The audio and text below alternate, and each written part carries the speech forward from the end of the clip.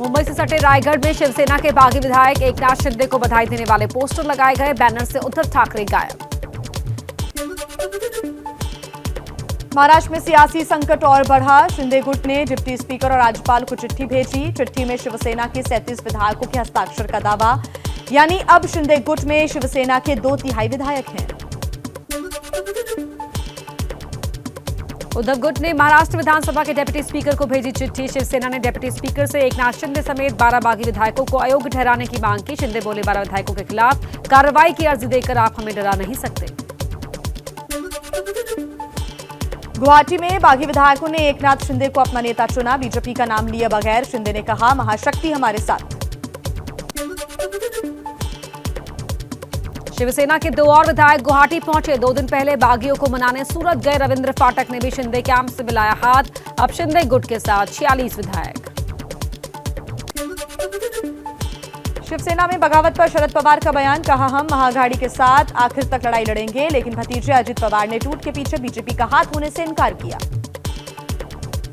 BJP है sir, क्या आप मानते हैं कि इस बगावत के पीछे बीजेपी का रोल है? अभी तक तो वैसा दिखाई नहीं दिया। आणि ह्याला एकच उदाहरण मी सांगू इच्छितो की आता मी टेलिव्हिजनवर एकनाथ महाराष्ट्र के पूर्व सीएम और बीजेपी नेता देवेंद्र फडणवीस आज दिल्ली आ रहे हैं। पार्टी अध्यक्ष जेपी नड्डा और गृह मंत्री अमित शाह से मुलाकात संभव है। आगे की रणनीति भी तय होगी। 2 महीने पहले स्टेट इंटेलिजेंस ब्यूरो ने एमवीए को खास तौर पर सीएम और गृह मंत्रालय को सूचना दी थी कि शिवसेना के 10 से 12 विधायक सरकार से बगावत कर सकते हैं। हालांकि सीधे तौर पर एकनाथ शिंदे का जिक्र नहीं था। एबीपी रिपोर्टर जितेंद्र दीक्षित के सवाल, क्या इस बगावत के पीछे बीजेपी का हाथ है, पर अजीत पवार ने कहा हमें ऐसा नहीं लगा। महाराष्ट्र में राजनीतिक उठापटक पर कांग्रेस की बीजेपी को चुनौती। प्रदेश अध्यक्ष नाना पटोले ने कहा, बीजेपी अविश्वास प्रस्ताव लेकर आए, हम महाविकास अघाड़ी के साथ खड़े हैं।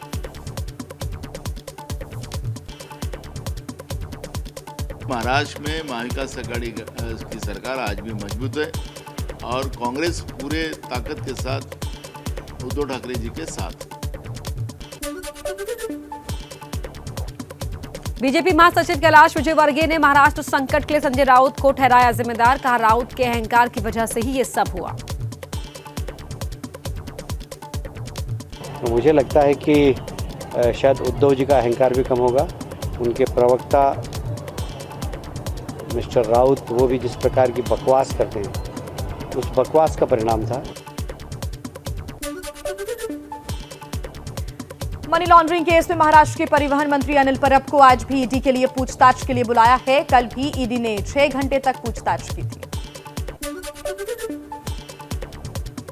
राष्ट्रपति पद के लिए एनडीए की घोषित उम्मीदवार द्रौपदी मुर्मू आज नामांकन करेंगी। मुर्मू आज दोपहर 12:30 बजे नामांकन करेंगी। इस दौरान मोदी, शाह, राजनाथ सिंह, जेपी नड्डा सहित एनडीए के घटक दलों के वरिष्ठ नेता उनके साथ मौजूद रहेंगे। जगनमोहन रेड्डी भी होंगे शामिल।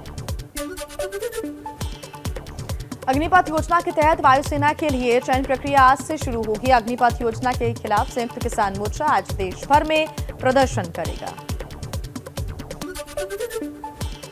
यूपी में बुलडोजर की कार्रवाई के खिलाफ जमीयत उलेमा हिंद की याचिका पर आज सुप्रीम कोर्ट में होगी सुनवाई। पैगंबर मोहम्मद पर नूपुर शर्मा की विवादित टिप्पणी के विरोध में आज कश्मीर बंद बुलाया गया। विरोध प्रदर्शन की आशंका के चलते पुराने शहर में सुरक्षा बढ़ा दी गई है। जामिया मस्जिद में एक बार फिर जुमे की नमाज पर प्रतिबंध रहेगा। आज से बिहार विधानमंडल का मानसून सत्र हो रहा है शुरू। 30 जून तक चलेगा सत्र। कुल 5 बैठकें होंगी। कानून व्यवस्था पर सरकार को विपक्ष घेरेगा। केंद्र सरकार की अग्निपथ योजना पर विपक्षी दल सदन में मुद्दा उठा सकते हैं। दिल्ली हाईकोर्ट कार्ति चिदम्बरम की अग्रिम जमानत याचिका पर आज सुनवाई करेगा। निचली अदालत ने कार्ति की अग्रिम जमानत याचिका खारिज कर दी है। कार्ति और अन्य के खिलाफ 2011 में 263 चीनी नागरिकों को वीजा जारी करने से संबंधित कथित घोटाले का आरोप है। गलवान घाटी की हिंसा के 2 साल बाद पूर्वी लद्दाख में भारतीय सेना एक खास एक्सरसाइज कर रही है। संघट नाम की एक्सरसाइज बिना हथियारों के साथ की जा रही है। भारत की 4 मार्शल आर्ट्स को मिलाकर इस अनआर्म्ड कॉम्बैट एक्सरसाइज को भारतीय सैनिक कर रहे हैं। पंजाब के पूर्व डीजीपी दिनकर गुप्ता बने एनआईए चीफ। मार्च 2024 तक पद पर रहेंगे। चनी सरकार ने गुप्ता को पद से हटाया था। दिल्ली से रामायण यात्रा के नाम से चली भारत गौरव एक्सप्रेस देर रात गोरखपुर पहुंची। अब ट्रेन जनकपुर के साथ देश के अन्य महत्वपूर्ण स्थलों की यात्रा कराते हुए साउथ के धार्मिक स्थलों की ओर बढ़ रही है। 18 दिन के इस पैकेज के लिए श्रद्धालुओं को महज 62,000 रुपए का भुगतान करना होगा। चीन में 14वां ब्रिक्स वर्चुअल समिट शुरू। प्रधानमंत्री नरेंद्र मोदी ने रूस के राष्ट्रपति व्लादिमीर पुतिन, चीनी राष्ट्रपति शी जिनपिंग समेत 4 देशों के प्रमुखों के साथ साझा किया मंच। ब्रिक्स वर्चुअल समिट में पीएम मोदी ने कहा, आपसी सहयोग से कई क्षेत्रों में हमारे नागरिकों को सीधा लाभ मिल रहा है और इस समिट के बाद ब्रिक्स संबंधों को और मजबूत करने के सुझाव मिलेंगे। सिद्धू मूसेवाला की हत्या पर गैंगस्टर लॉरेंस बिश्नोई का दिल्ली पुलिस में कबूलनामा। सूत्रों के मुताबिक 8 लाख में बुलंदशहर से खरीदी गई थी AK-47। हत्या की योजना पिछले साल शुरू हुई थी। सिद्धू मूसेवाला हत्याकांड में बलदेव उर्फ निक्कू को गिरफ्तार किया गया है। हत्या से पहले रेकी करने के लिए केकड़ा के साथ गया था। अब तक 13 लोगों को गिरफ्तार कर लिया गया है। मराठी एक्ट्रेस केतकी चितले को ठाणे जेल से मिली बेल। केतकी को शरद पवार के खिलाफ फेसबुक पर कथित रूप से अपमानजनक पोस्ट शेयर करने के आरोप में 15 मई को गिरफ्तार किया गया था। कानपुर देहात में भाइयों ने अपने सगे दिव्यांग भाई को पीट कर उतारा मौत के घाट। शराब के नशे में हत्या को अंजाम दिया। हत्या के बाद आरोपी भाई फरार, पुलिस तलाश में जुटी। मुख्यमंत्री योगी आदित्यनाथ को यूपी चुनाव से पहले बम से उड़ाने की धमकी देने वाले आरोपी सोनू को गोरखपुर पुलिस ने किया गिरफ्तार। सोनू भीम आर्मी का नेता है और लेडी डॉन के नाम से ट्विटर अकाउंट चलाता है और इसी ट्विटर हैंडल से ही उसने मुख्यमंत्री योगी आदित्यनाथ को बम से उड़ाने की धमकी दी थी। बिहार के हाजीपुर में कबाड़ी वाले की बेरहमी से पहले पिटाई, बाद में पुलिस की देखरेख में हुई शादी। अपनी प्रेमिका से मिलने गया था चोर समझकर घरवालों ने पीटा, बाद में प्रेम प्रसंग का खुलासा। दिल्ली में हनी ट्रैप के मामले का खुलासा हुआ है। 3 आरोपी गिरफ्तार। आरोपी महिला की तलाश जारी। फेसबुक पर दोस्ती कर कई लोगों को होटल में बुलाता था। गिरोह बाद में नकली पुलिस बनकर छापेमारी कर पैसे ऐंठने का काम करता था।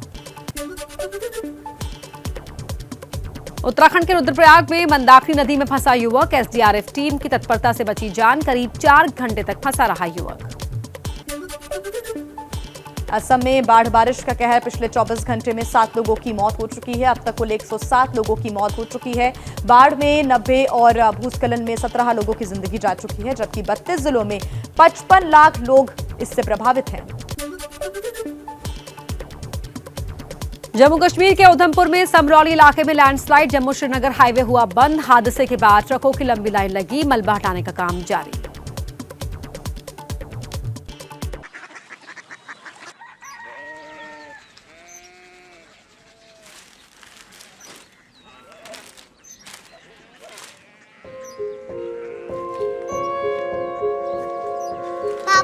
बाबा उड़िया सिटी जानिए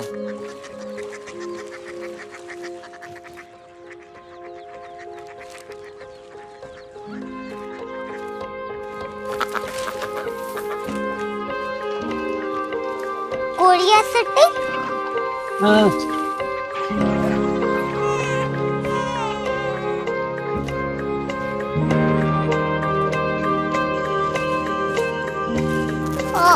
कोरिया सिटी कहाँ पे है? शहर अंग्रेजी लगे हैं।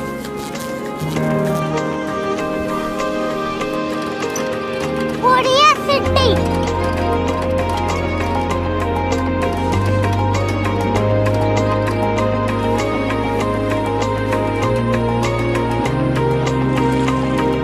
वो बहुत दूर है।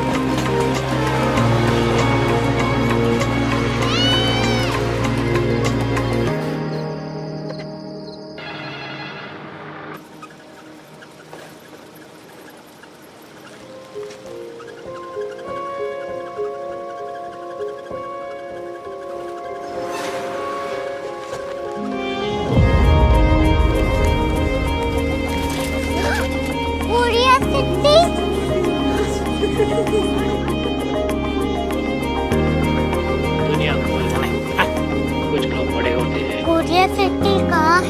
प्रोफेसर साहब को पता होगा। हो, ये छोटा वाला ग्लोब लगता है और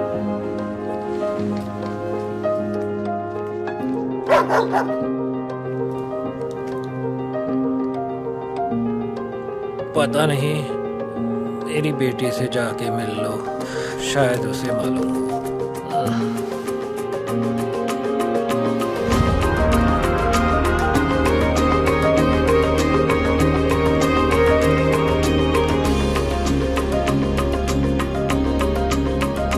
हाय, बाबा ने भेजा है। Come here. Korea city. Korea city नहीं, क्यूरियोसिटी। वो क्या? That's what brought you here?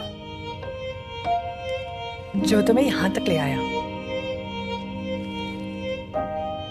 Curiosity.